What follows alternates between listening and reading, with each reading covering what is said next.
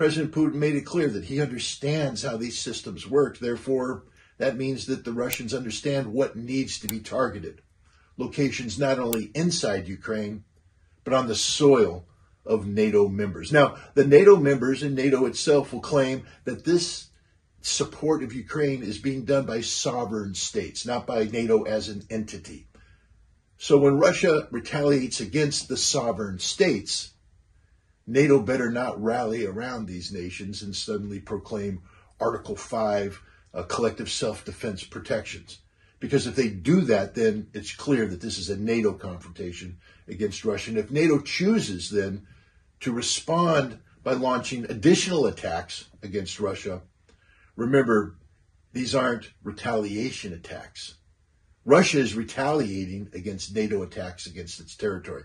This would be an all-out assault by NATO against Russia. And former Russian President Dmitry Medvedev made it clear that the Russian response would be nuclear. And this would lead to a general nuclear exchange in the end of the world. That's where we're at right now. This isn't about helping Ukraine. This isn't about Ukraine defending itself.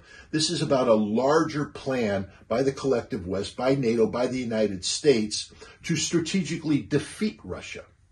Now, in some ways, Russia is to blame here. Let me say why.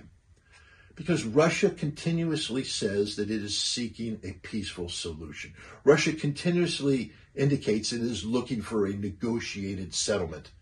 These Russian postures, which are very reasonable, are being misinterpreted in the West as a sign of Russian weakness.